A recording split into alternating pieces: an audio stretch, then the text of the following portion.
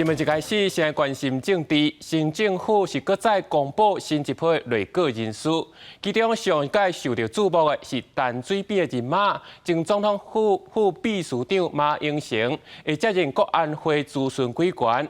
另外，还有民进党的前副秘书长林飞帆会接任国安会副秘书长。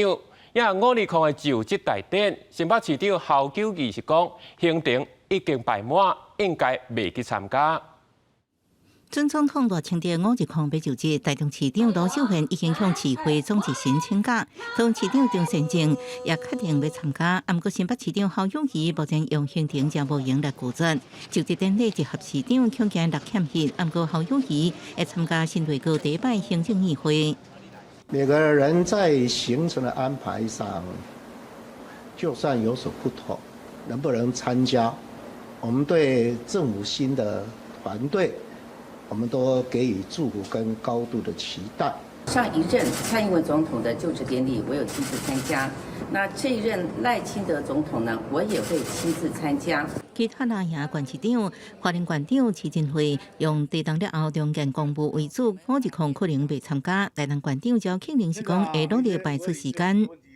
那目前因为520市值会议议会期间开议期间，那我们现在要把一些行程能够看能不能调开啊，我们会试着努力。花莲正逢04、03的大地震，有相当多的工作。如果我们有时间，我们一定去；但是如果地方上的行程太多，应该没有参加。国民党主席朱立伦证实已经收到邀请批，传出亚东时收到电文产，提告妨害名誉自诉函的诉状，是不是参加5日空就职，有缘无讲。电文产表示，那朱立伦愿意参加，为政治祸害愿意提告。林涛有对这个媒体表示，他说，因为有一个这个涉及这个妨碍名誉跟诽谤的官司，撤告的话，他们会出许520。我说，如果要以这个为条件的话，那当然我就撤告。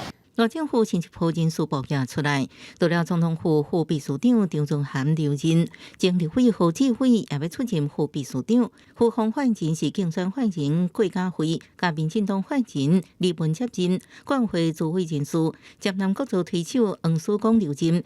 边条大将前总统府副秘书长马永成也转来，林飞帆会接国安会副秘书长。对新职务何志伟员的声明回应，会全力以赴。记者综合报道。